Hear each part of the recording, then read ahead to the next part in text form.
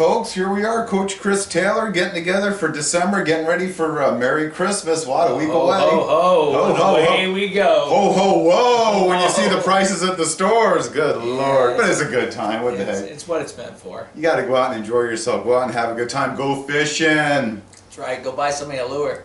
Get somebody a lure, get him some bait, go down to Fine Bait and Tackle, buy something nice, got some nice reel and rod setups, all kinds of cool stuff. But we're going to get right into the fishing. We're not going to spend too much time talking about reels.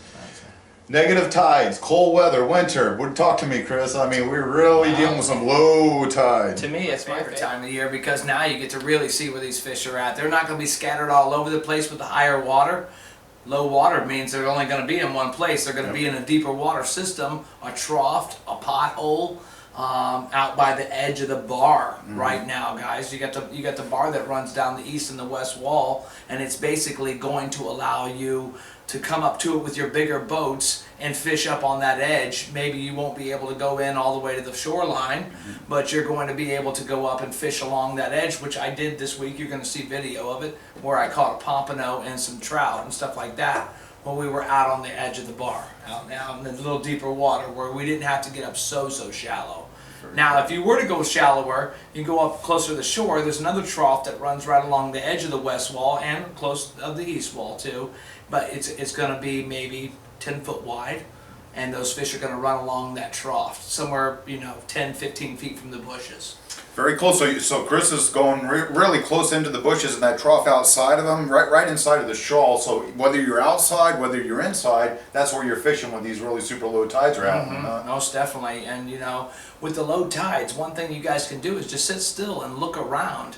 The fish's fins are coming out of the water. They're really showing themselves. So don't get in a hurry. Just settle down, throw the anchor out, have a sandwich, have a drink, look around a little bit. The bait fish is going to be flicking around where the fish are bringing it to the surface. Follow the birds, follow the bait. Yep. I mean, obviously, we're going to have very little bait in the wintertime, but the birds are going to show you where a lot of stuff is at, where you can't. That's the truth. When you're looking across the flats, when there's thin water, like Chris says, the fish, their fins are coming up. They're looking for fish. They're schooling. You can see the lines across the flats moving, so you can find those schools out there. But, also get into the canals. I've been canal fishing myself quite a bit lately, just putting in at Spring Lake. I'm working even Alligator Creek. There's some great canals, Ponce de Leon Park. Get into those canals with these negative tides, these super low tides again. Yeah, like they got the wind. As soon as you have a negative tide in Charlotte Harbor, it's usually a nor'eastern. It's a northeastern wind that's blowing 6 to 12 or better, and it's blowing the water out. So what it does is it creates a negative tide.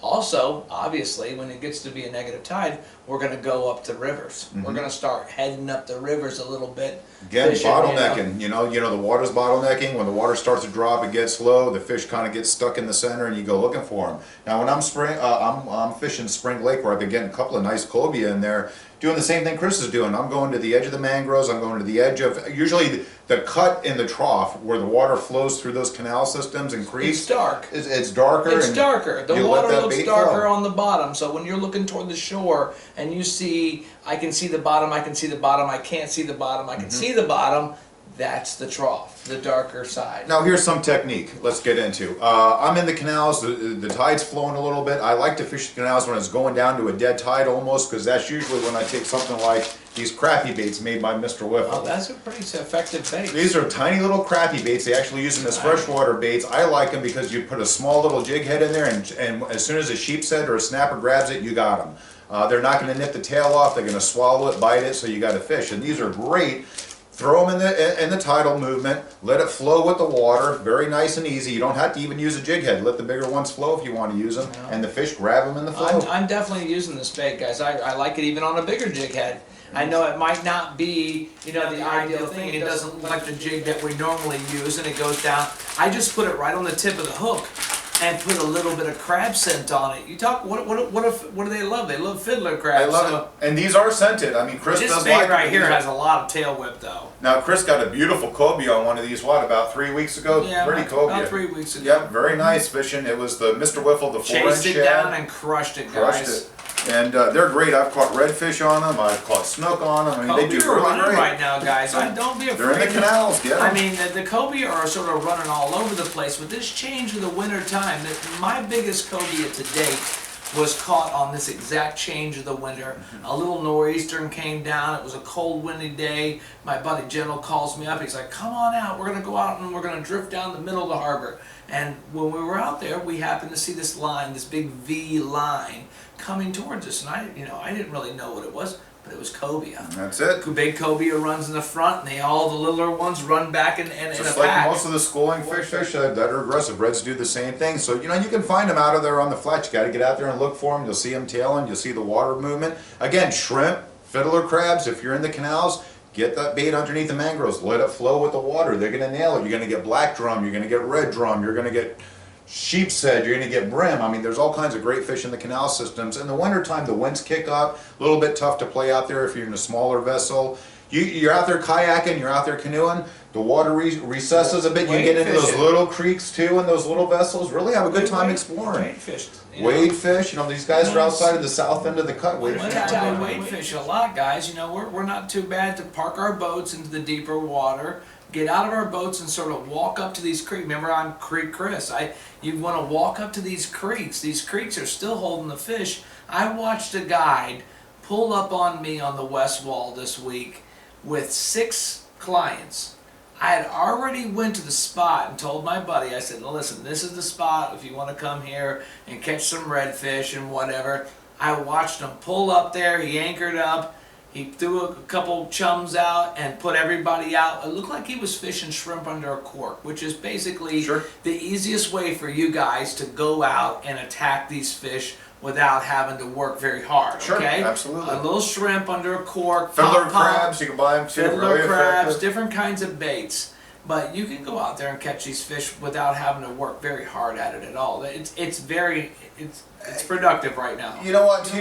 Don't ignore cut bait. You catch a jack, you catch a ladyfish, cut it up, throw it out there. The drum love it. The cobia really love it. I mean, forget it altogether. So this week I took Mac out, Mackenzie Payton. He's the pro over here at Bobcat Trail. Oh, okay, yep. Okay, and I told him, I said, you know what? I'm gonna take you out. He's from Missouri, and so I brought him down here, and I said, look, these are some of the things you want to do. Well, that night he couldn't stand it. He didn't have enough fishing with me for 6-8 hours on my boat, but he went over to the Elgin Pier. Sure. And I had told him, if you catch a catfish, what you need to do with the catfish, let's just say that this catfish has a dorsal fin, and then have the other fins that are coming out the side. You want to take your knife and you want to cut right around that area and then pull that fish apart, leaving the guts intact with the body. Get rid of the head, okay?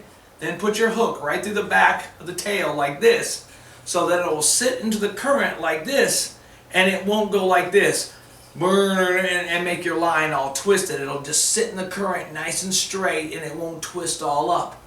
Well, I told him, I said, if you do this, your chances of catching a monster cobia, a monster Jewfish. Hold on, let's get politically correct here. No more Jewfish.